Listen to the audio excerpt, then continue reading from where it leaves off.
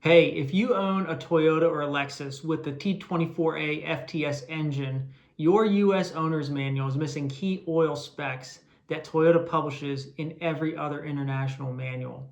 So this is straight from an owner's manual for a T24A in Mexico that shows a list of oils you can use in that engine. Same engine in the U.S. shows only one oil choice. Let me show you what I found is the difference in these manuals, why it matters, and what might be the best oil choices you can make for long-term engine durability. Let's go take a look.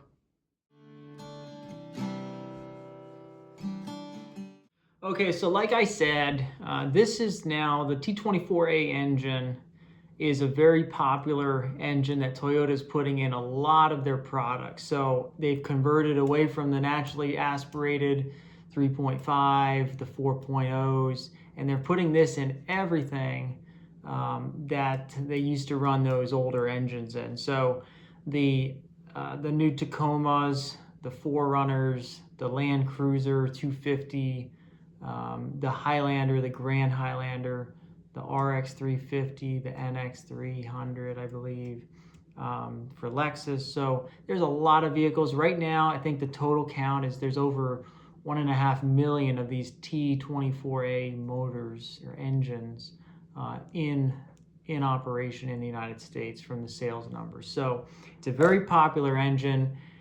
Like it or hate it, it's here probably to stay. And so a lot of vehicles are going to have these. So let's take a look closer at what are some of the oil recommendations for these engines, especially in the US, looking at some international manuals.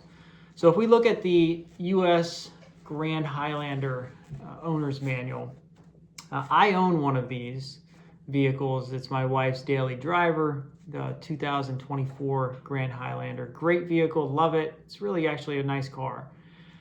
It's got, this is the owner's manual for that. If you look at it, it's got the T24A-FTS engine. The oil it recommends, it says, 0W20 is the recommended oil viscosity. And if you need to, you can use 5W20, but at the next oil change, you need to change back to 0W20. Okay, that's all it gives.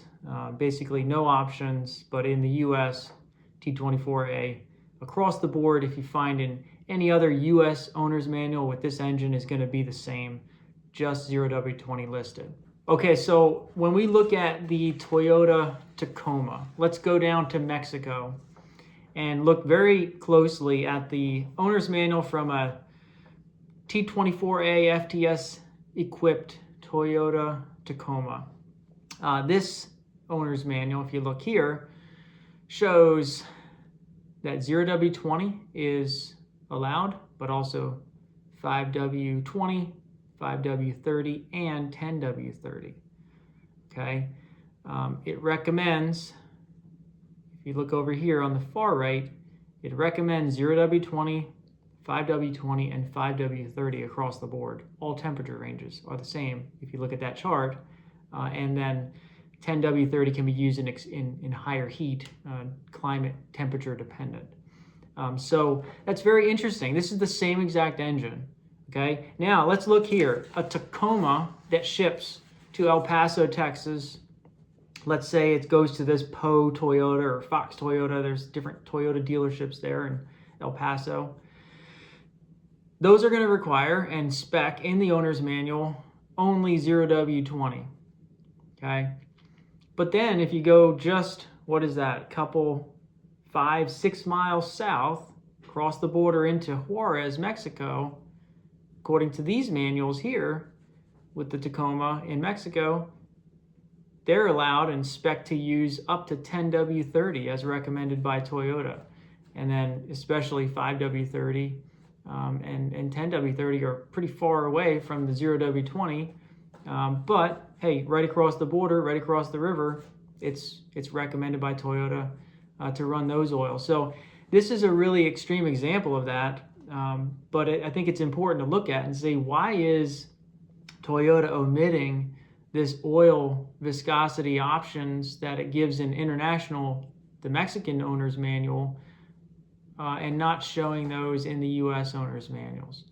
Okay, one of the things I think we need to look at, I did a video on the V35A engine looking at US versus international manuals, and it was the same exact situation here where only 020 was listed in the US and a lot of other choices in the international manuals. People were saying, hey, the oil you're looking at for the international manuals, those are hotter countries, the temperature is hotter, and so of course they're going to be able to use, you know, thicker oil because in the US it's cold and we need to make sure we have cold protection. Okay, I didn't find that was the case. If you look at other countries in colder climates, the same oil recommendations are there, and so let's take a look at some of those. Okay, so if you look at some owner's manuals from colder climates, let's look over at Georgia real quick as a country kind of around Turkey, Armenia, Azerbaijan, that kind of issarea in Eastern Europe. And you can see here that their manual lists 0W20 and 5W30 as the two options for that. Okay, so that's interesting. And again, look closely, it's the T24A-FTS, and all the measurements for the bores and you know, measurements on that engine are the same as the US owner's manual. There's no difference in the data, except for Toyota has omitted the oil viscosity options from the US manual. Okay, so let's look here. Let's go extreme cold and look at Russia. Has the Lexus RX350 manual, and again, same T24A-FTS engine, and they have again the same 0W20 and 5W30 listed as recommended by Toyota for this engine. So if you look at, you know, the climate and the latitude in Russia, considering kind of temperature ranges and what is it close to in terms of US and Canada, this is equivalent to Canada and Alaska temperature ranges. Okay, so same part of the globe, right? Far north, extreme cold winters, and 5W30 is listed as recommended, and it shows for really the same temperature range, maybe slightly warmer, but same temperature range as the 0W20 oil that's listed there. So again, you're looking at the same engine in very cold climates, recommending 5W30 as an approved oil for this engine by Toyota and Lexus. And then looking again, just another example, here's another Lexus RX350 from Ukraine, and Toyota in Ukraine recommends 0W20 and 5W30 for this T24A-FTS engine. If you look through all the different manuals for the Highlanders, for the Tacomas, for the Lexus RXs, they're all going to show this in international manuals. I think the only country that doesn't show it is Australia, and Australia also limits to 0W20 only in the manual, which I think is really interesting because I think they have a lot of the same environmental regulations that the US and Canada have adopted. So it kind of shows a relationship there between tighter restrictions on environmental regulations leads to the omission of options in the owner's manual for oil, probably due to emissions and efficiency. All right, so looking at another angle of this, looking at the bearing clearances, the main bearing clearances for the T24A engine, I tried to find the measurements for that to compare to an oil viscosity chart from Driven Racing. And we'll go take a look at that in a minute, but there's really not publicly available data on those measurements. So I was able, and thankfully I reached out to Tony's Auto Repair, Anthony. He has a YouTube channel that has some good content there. I was able to call them up, and they helped me looking up some of the measurements and data that they could find through their system as a shop. And they provided me with a number that they found that I think indicates the max limit of the bearing clearance tolerance range. And so when we look at that, it was 0.00276 inches is the max limit that they were able to find and pull up for the T24A engine. So if you look at that and you compare that to if that's the maximum allowable service clearance, then the actual tolerance will be tighter, and so likely it's going to be within the 0.002 to 0.0023, or even down to, let's say, 0.0016 range. So I think that kind of allows us to then look, if we look at the bearing clearances of the T24A engine, let's go look at this chart from Driven Racing that has some specifications for oil. So first, before we look at the chart, they have in their catalog, when they're recommending oil for vehicles, they're focused on high performance and racing, but I think it's applicable to any vehicle, especially a vehicle that's being used for heavy duty use. They have a chart, and this chart applies to naturally aspirated engines. And if an engine is turbocharged, they recommend you go up one viscosity grade from what's listed below on their chart. So it's very interesting that, when turbo engines are introduced, because of the high heat, because of the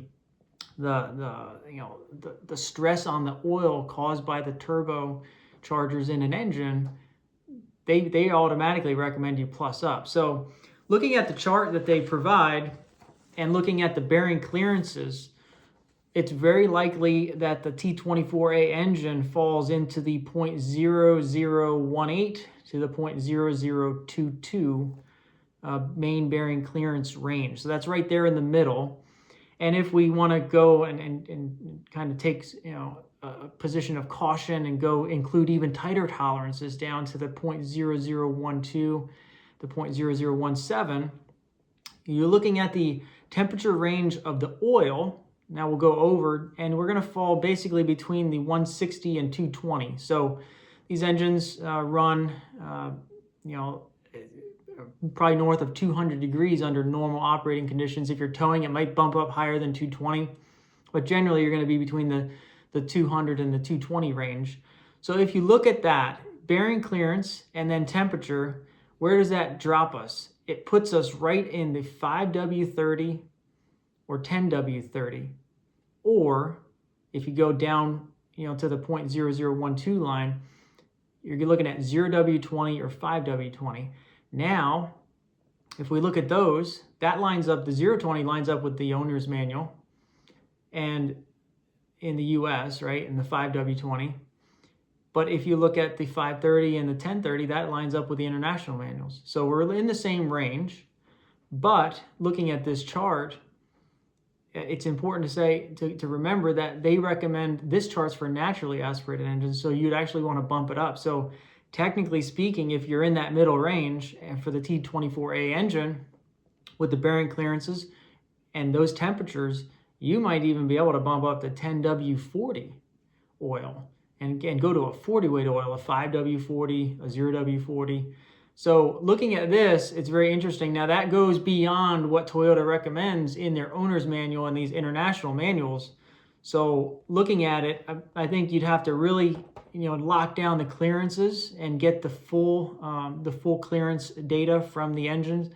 I think Toyota has that. It's closely guarded information apparently, and so they're not really sharing that. If someone has access to that and can provide the actual bearing clearances for the T24A engine, please comment down below and let us know. I'd love to know what those measurements really are officially to the spec that's coming out of the factory. So, but looking at this, I think it speaks to the oil that we're able to use for this engine lines up with these international manuals that are okaying and recommending 5W30 and 10W30. Okay, so now it's the so what and why does it really matter? In some of my other videos where I was looking specifically at the Toyota Tundra engine, the V35A engine, we were looking very closely at how oil protects an engine, and especially when an engine is under load. There's the high temperature, high shear rating. and a thicker oil, a 5W30, has a higher HTHS rating than a 0W20 oil. And so when you're under load, under extreme pressures, torque, you're towing something or driving under extreme conditions, that higher rating on the HTHS rating is going to protect and keep a coating on your oil, your engine surfaces, your camshafts, your journal, your bearings, better than a lightweight oil will do under those extreme conditions. So basically, anything that's a lightweight oil is geared more towards efficiency and emissions, and a heavier weight oil is geared more towards longevity and durability and protecting as much as possible, protecting the engine components. So you've got to kind of pick and choose what's your priority. If your priority is, hey, keeping your truck for a long time, trying to make that 300,000 miles, 400,000 miles, the thicker oil on the thicker oil side of the spectrum is going to be what you'd want to go for. If you're looking for the best possible gas mileage and you don't care to keep your car past 100,000 miles, you're probably looking at the lightest weight oil you can get. And so you've got to factor in what is your priority and what are the conditions you're driving in. But generally speaking, the thicker oil is going to do a better job at protecting and keeping your engine healthier longer from wear, okay? And so that being the case, I wanted to share this information because a lot of owners are concerned about how long a new Toyota turbocharged engine is going to last. And I believe that they can last a long time. I really like the engine in my Grand Highlander, the T24A. I think it drives really well. It's very responsive. It's got great pickup and go. So far has been very reliable for me. And so I think it's a great engine. I really do like it. I think there was a lot of questions about it when it replaced some of the naturally aspirated engines in those legendary vehicles that came out of. And I've owned a lot of those too. I owned Tacomas and 4Runners with the old 4.0. And I think those were great engines, but these can also be great engines if you maintain them in a specific way. And looking at turbocharged engines, I think it requires a little bit closer eye on the maintenance, reducing your oil change intervals. Going with the 10,000 mile recommendation from Toyota is not going to assist you in keeping a vehicle long term. You need to cut that down. And so where I've landed for any turbocharged engine in a vehicle that I own is going to 3,000 mile oil change intervals. And if I'm on a highway, a road trip, or something that's going to exceed that, no more than 5,000 miles. So if you're doing all highway, keep it 5,000 miles and under. If you're doing all city driving, I would keep it to 3,000 miles and below, not much more than 3,000 miles. If you do that, oil is the lifeblood of the engine, and keeping it fresh, keeping it clean, keeping it from being diluted with fuel and being broken down by the pressures of these high turbocharged engines will help you keep your vehicle healthy for longer and enjoy the truck and SUV that you have. So that being the case, I think this is really important data that every owner should know. Toyota's not telling us this in the United States, but you need to know that in all of these other owners' manual across the country and across the world, you've got choices listed there that I think U.S. owners need to know about. And so that's why I shared this. It's up to you to make the right decision based off of your driving habits, your environment, your temperature ranges, what you need for your vehicle. But I wanted to share this data with you so that you can make an educated and informed decision on how to best maintain your vehicle. Please post a comment if you have one of these vehicles and you've put 5W30 in. Let us know how it's running. I plan to switch my Grand Highlander to 5W30 at the next oil change. Right now it has 0W20, and so I will do an oil analysis of that oil when I drain it at the 3,000 mile mark. And then I'll do another oil analysis on the 5W30 that goes in, and we'll do that to compare 020 to 5W30 with an oil analysis report that we can share and look at the data to see how that works. So yeah, I just wanted to share this with you. This channel, iTorqueDIY, is geared towards trying to keep modern Toyota engines healthy and lasting as long as the old legendary Toyota engines lasted. So if you're interested in the topic, want to follow along, learn maintenance tips, see some DIYs on how to do some maintenance on your own, or just to know what's going on with your truck so that when someone's doing it for you in a shop, you're informed of what they're doing, and you have some data to support some questions to make sure your truck is being serviced in the best way possible to maintain it for you to enjoy it. So I hope this helps. Follow along, subscribe, and we'll see you in the next video. Thanks, guys. Bye-bye.